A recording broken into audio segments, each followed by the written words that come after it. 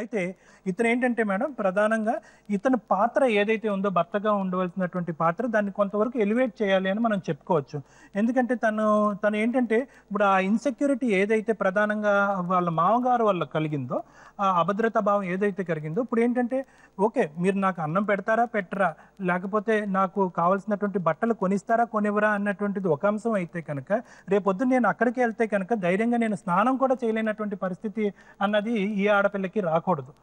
అటువంటి సీరియస్ అభద్రతా భావంతో ఉన్నటువంటి అమ్మాయికి భద్రత కల్పించేటటువంటి ప్రధానమైనటువంటి కర్తవ్యం భర్త మీద ఉంటుంది. సో, అది కాకుండా అప్పుడేంటంటే ఆ భద్రత ఇవ్వకపోగా నాకింకా ఇది జరగలేదు, అది జరగలేదు, నువ్వు ఇలా చేయలేదు, అలా చేయలేదు అని పెట్టేటప్పటికి ఆ అమ్మాయి పరిస్థితి ఆగమ్య గోచరంగా ఫుల్ కన్‌ఫ్యూజన్‌లోకెళ్ళిపోయింది. నాకు ఏమొస్తది, ఏం రాదు అనేటువంటితో తను ఆటోమేటిక్‌గా ఒక కంక్లూజన్, ఒక క్లైమాక్స్‌కొచ్చేసింది మేడం. అయితే ఇక్కడ ఈ మొత్తం ఎపిసోడ్‌లో వుమెన్ ఆఫ్ ది మ్యాచ్ అని అనుకుంటే కనుక బ్రహ్మం గారు మిసెస్ గురించే చెప్పుకోవచ్చు. కుమారి గారమ్మా మీ పేరు? కుమారి గారు మీ పాత్ర చాలా మంచి పాత్రమో, చాలా మంచి రోల్ మీరు ప్లే చేశారు.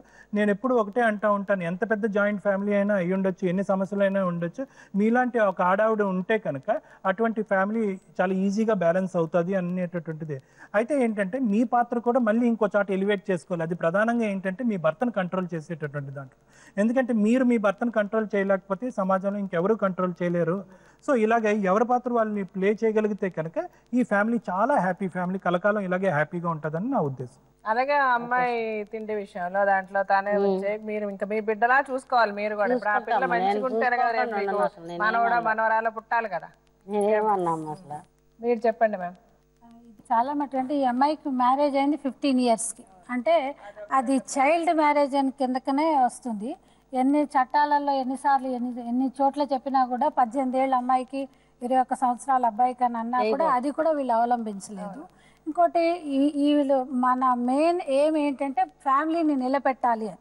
కాకపోతే మీ మామగారు చేసిన పని మాత్రం అసలు ఎవ్వరూ హర్షణీయ చేసే పని కాదు. ఎందుకంటే అవి ఎంత భయంకరమైన సెక్షన్స్కి అట్రాక్ట్ అవుతాయంటే 354 ఆఫ్ ఐపీసీ అవుట్రేజ్ మోడెస్టీ అంటారు. అంటే ఆడవాళ్ళ ఒక గౌరవాన్ని భంగం చేసే ఏ చర్య అయినా, అంటే అది ఆ యాక్ట్ ఎంత కులంకుశంగా వివరించిందంటే ఈవెన్ జెస్చర్స్, చూపులతోటైనా మాటలతోటైనా యాక్ట్లతోటైనా ఎవరినైనా ఏ ఆడవాళ్ళనైనా హింసించినట్టయితే ఆ సెక్షన్కి లోబరుస్తారు అని అంటారు.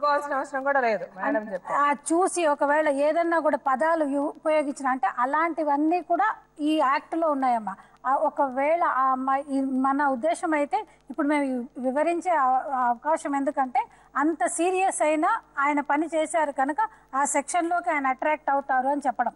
ఇంకోటి ఇక అమ్మాయి పంచాయతీ పెట్టడం మూలాన మీకు మానసికంగా బాధ అనిపించింది అని అన్నారు కదా, అలాంటి పంచాయతీలు ఇలాంటివి ఏమీ కాకుండా కౌన్సిలింగ్ సెంటర్స్లో పెడితే ఏమైపోతుందంటే అక్కడ ట్రైన్డ్ కౌన్సిలర్స్ ఉంటారు, అక్కడ వాళ్ళ పర్సనల్ విషయాలు మాట్లాడరు కనుక ఒక సిస్టమేటిక్గా మీకు కౌన్సిలింగ్ అనేది ఏర్పరుస్తారు. అలాంటిది కూడా మనం ఇక్కడ నుంచి వాళ్ళకి పంపిస్తే డెఫినెట్గా ఇది ఈ ప్రాబ్లంకి సొల్యూషన్ అనేది దొరుకుతుంది. సో నువ్వు అదే ఫస్ట్ నువ్వు అర్థం చేసుకొని జీవితాన్ని ఏదున్నా ఫస్ట్ ఎలాంటి ఇన్సిడెంట్ జరిగినా ముందు మీ అత్తగారికి, నీ భర్తకి చెప్పాలి నీకు ఏ కష్టం కలిగిన. ఎందుకంటే నీకు జీవితంలో చేదోడు వాదోడుగా ఉండేది ఓన్లీ భర్తనే. ఈ రోజు నుంచి మీ అమ్మ రారు, మీ నాన్న రారు, ఎవరు రారు. నీకు ఏదొచ్చినా నువ్వు ఫస్ట్ కాన్సన్ట్రేట్ చేయాల్సిందో, నీకు ఏ కష్టం వచ్చినా చెప్పుకోవాల్సిందో ఏదన్నా భర్తే. ఎప్పుడు ఎలాంటి ఇన్సిడెంట్ జరిగినా నువ్వు వెంటనే చెప్పాలి. నువ్వు చెప్పకపోవడమే పెద్ద తప్పు నీ జీవితంలో. అందువల్ల నీకు ఇన్ని ప్రాబ్లమ్స్.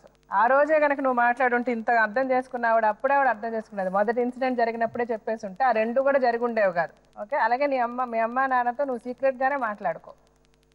ఆ అమ్మ ఏం మాట్లాడుతున్నా మీకు అనవసరం. అర్థమవుతుందా? నువ్వు ఎంత భర్త అయినా అమ్మతో తను మాట్లాడుకునేది అమ్మే, నాన్నే. భర్తతో మాట్లాడే విషయం అమ్మతో మాట్లాడలేదు, అమ్మతో మాట్లాడే విషయం భర్తతో మాట్లాడలేదు. అంతే కదా? నువ్వు కూడా ఆ స్పేస్ అమ్మాయికి ఇవ్వు జీవితంలో. ఈ రోజు నుంచి నువ్వు ఆ అమ్మాయిని జాగ్రత్తగా చూసుకో. అటు వచ్చి కూర్చో, మీరిద్దరు పక్కన కూర్చోండి. లేకపోతే ఈ అమ్మాయిని ఇటు పంపించాను సార్, నువ్వు ఇటు వచ్చాయి.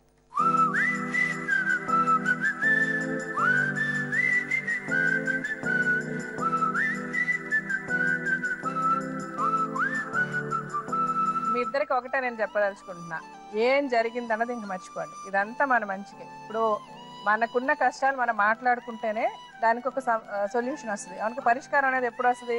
కష్టాలు చెప్పుకుంటేనే, బాధలు చెప్పుకుంటేనే. ఇప్పుడు ఇలా చెప్పుకున్నాం 10 మందికి తెలిసిందని మీరేం బాధపడాల్సిన అవసరం లేదు.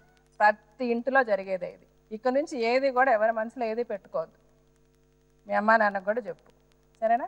ఓకే.